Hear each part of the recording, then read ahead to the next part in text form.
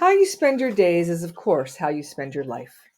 Annie Dillard might not have been thinking of our students, but school buildings and schoolyards are where our young people spend their days. Our schools must create an environment that shapes our students' lives in this time of crisis. Our world is on fire. Climate change is real. Our seas are full of plastic bottles and bags, and yet in schools we serve students on styrofoam trays. We have mice and rats sharing space and feces in classrooms. We have asbestos in old tiles and fraying pipes. We have barren schoolyards with little green space. Changing this situation requires more than a well-meaning plan. It will require an influx of funding for facility overhauls, staff development, new protocols for procurement and composting, depaving, and greening schoolyards. Or do we want to keep teaching our youth that society doesn't value clean air and clean water? Durkheim posits that society has the responsibility to articulate the essential principles and to, quote, see to it that nowhere children are left ignorant of them, unquote. What is more important than the health of the people within our communities, our local, regional, and worldwide ecosystems? Our schools can and must do better at articulating and practicing the essential principles of sustainability. We can leverage the massive investments that go towards school facilities, land use, food service, and have a wide impact. Introducing and reinforcing new sustainable practices and routines would teach essential lessons.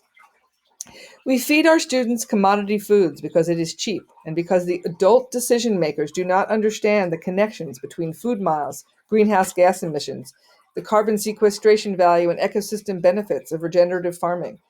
This lack of deep ecological understanding cannot continue to be transmitted to the next generations. One of the most visible displays of systemic inequities is deferred maintenance and lack of long-term infrastructure investment in urban school districts. Barren, paved, and deteriorated school grounds are a symptom of these widespread problems and deepen the health and learning inequities for children who attend school on stark campuses. When nature is missing from places where youth live and spend time, they are denied the mental, physical, socio-emotional, and learning benefits. Paved school grounds without any trees are hotter, which leaves our children more vulnerable to the rising temperatures of our shifting climate. Do we believe that students learn from experience and that students' curiosity and engagement in real-world issues is all the incentive needed to incite learning? By investing in real green schools, educating for sustainability, and fully committing to climate mitigation throughout the school building and school day, students engage in the most valuable real-world experiences. Public school districts are one of the largest landowners in almost every city and town across the United States, and choices made by school districts about how this land is managed profoundly impact all whose perspectives are shaped through daily experiences at school and by having a greener school in their neighborhood. Students in America miss approximately 14 million school days per year because of asthma, according to the U.S. Centers for Disease Control and Prevention. More than 20% of public schools reported having unsatisfactory indoor air quality, according to the Department of Education. Controlling exposure to these common toxic indoor environmental factors could prevent more than 65% of asthma cases among elementary school age students. When toxic chemicals found in paint, flooring, and furniture, as well as conventional cleaning and pest management products, are eliminated, asthma-related incidents decline. Requiring the use of green cleaning products and procedures, schools ensure safe and healthy work environments for students and staff. So as you know, the Philadelphia School District released the Green Futures Plan in 2016, which outlines key priorities and goals in 5 areas: consumption and waste, energy and efficiencies, school greenscapes, healthy schools and healthy living, and education for sustainability. This plan clearly lays out an incredibly important set of ideas and has created a framework to set targets and strategize implementation opportunities and educational connections. The planning process involved district teachers and administrative staff, outside experts, and numerous city and not-for-profit agencies, which fostered and grew essential collaborations. This plan was never really funded.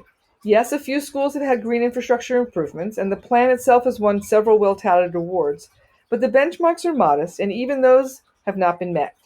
Increasing waste diversion by 10%, given that most schools aren't recycling at all, is just too low a bar.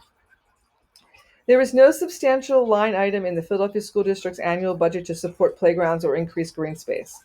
Instead, a piecemeal system of public-private partnerships funds the handful of schoolyard improvement projects that move forward every year. It's a strategy incapable of addressing many of the inequalities baked into the cash-strapped system. But for now, it's all the district has. The district Green Futures team has one key staff member, part-time college interns, and a huge task. This plan was a first step, but this plan needs staff, champions, funders, and an unyielding promise from leadership to commit to meeting the seriousness of the climate change issue with the seriousness of the next plan. Giroux exhorts teachers to be transformative intellectuals who, in his words, quote, need to develop a language of possibility so that social educators recognize that they can make changes, unquote. It is in this role that I come here today to advocate for important changes with the language of possibility and the hope to influence change.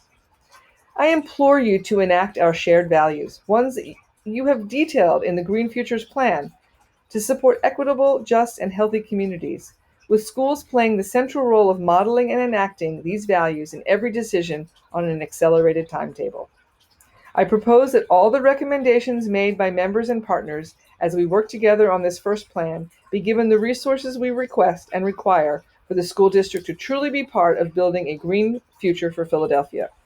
Our job is to educate students for the future and to ensure there is a future.